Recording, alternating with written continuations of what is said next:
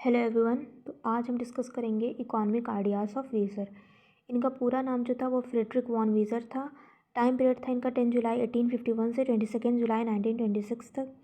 ये Vienna Austria में इनका बर्थ हुआ था और ये फर्स्ट जनरेशन इकोनॉमिस्ट थे ऑस्ट्रियन स्कूल ऑफ इकोनॉमिस्ट के, और जो सन इन लॉ भी थे कार्ल मेंजर के। अब ये जो कार्ल मेंजर है वो क्या है कि जैसे कार्ल मेंजर वीज़र से पहले एक इकोनॉमिस्ट थे, और जो कार्ल मेंजर हैं, वीज़र हैं और भी इकोनॉमिस्ट हैं, जीवॉन्स हैं, विक्सटीड हैं, इन लोग का जो थॉट था ये एक स्कूल ऑफ थॉट से बिलोंग करते हैं। इन लोग का जो मेन थॉट था, जो इकोनॉमिक थॉट था, वो एक तरह से सिमिलर ही था।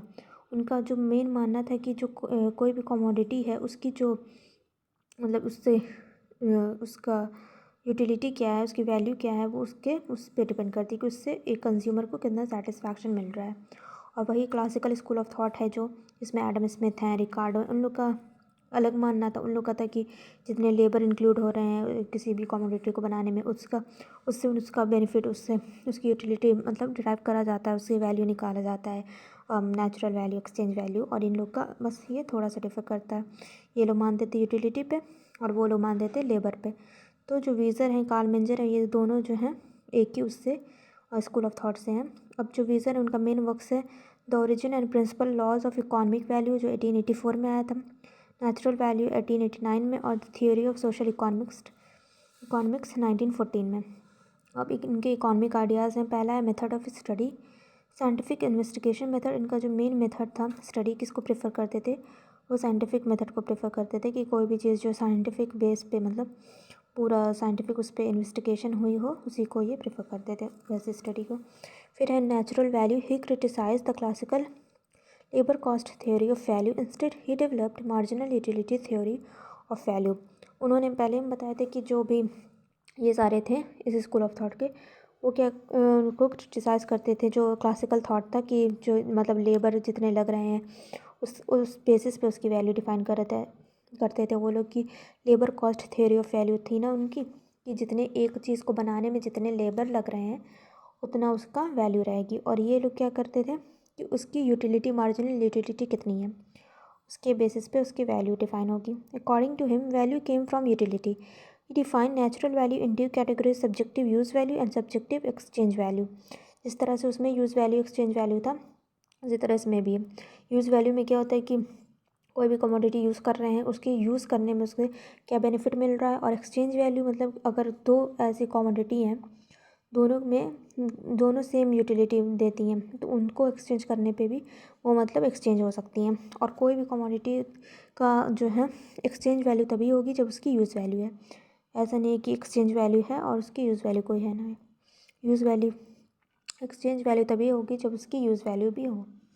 फिर है law of imputation of value. He discussed this law in his book natural value. It is basically a theory of distribution. Law of imputation of value है वो एक तरह का थ्योरी ऑफ डिस्ट्रीब्यूशन जो रहती है कि जो भी चारों फैक्टर ऑफ प्राइसेस हैं उनको कितना कितना मिल रहा है उसी पे बेस करता है। Because it explains how the different factors of production were paid. इसमें ये बताते हैं कि जो भी फैक्टर्स ऑफ प्रोडक्शन है उनको किस तरह से जो है मिल रहे हैं, उनके जो रिवॉर्ड्स हैं, लैंड को जो मिलता है रेंट, या फिर लेबर को वेजेस, कैपिटल को इंटरेस्ट, एंटरप्रेन्योर को प्रॉफिट, ये सब किस हिसाब से मिल रहा है उन लोग को वो बताता है।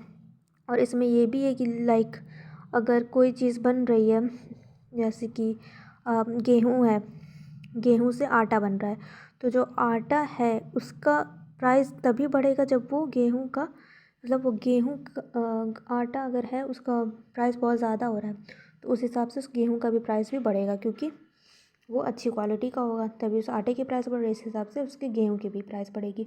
और उसी तरह से अगर कोई आटा मतलब उसकी प्राइस बहुत कम है तो उसके मतलब कि जो जिस गेहूँ से वो आटा बन रहा है उसकी भी प्राइस कम है। उसके बाद है rent and wages. He criticize labour theory of value and subsistence theory of wages. He treated the services of labour in the same way as he had treated the services of other factor of production. उनका मानना था कि जो labour theory है उसको criticise भी किया था, पहले ही बताए थे। और जो सब्सिस्टेंस थ्योरी ऑफ वेजेस जो रिकार्डो ने दिया था कि उनके जो लेबर्स हैं उनको वेजेस उतना ही मिलना चाहिए जितने में वो लोग जीवित रह सकें, तो उसको ये क्रिटिसाइज़ करते हैं और बताते हैं कि जो लेबर्स हैं उनको सेम वे में ट्रीट करना चाहिए जितने जैसे कि अदर फैक्टर्स ऑफ प्रोडक्शन होते हैं, लैंड है, कैपिटल है, एंटरप्रेन्योर है, उनको जिस हिसाब से मिलता है पूरा चीज़ उसी तरह से लेबर को वेजेस भी मिलने चाहिए। इतना ही नहीं कि उनको सिर्फ सब्सिस्टेंस लेवल के अकॉर्डिंग मिले। उसके बाद है doctrine of cost. He made a difference between cost goods and monopoly goods. दो तरह के गुड्स इन्होंने बताए थे, कॉस्ट गुड्स और monopoly goods. Cost goods like would, unskilled labour, metals etc. were abundant and their production could be increased very easily, whereas monopoly goods were very rare in supply like natural gas, electricity etc. उनका मानना था कि दो तरह के goods होते हैं, cost good और मोनोपोली गुड्स। कॉस्ट गुड क्या होता है, जो कि हमें ईजिली अवेलेबल होता है, जैसे कि अनस्किल्ड लेबर कहीं भी मिल जाते हैं।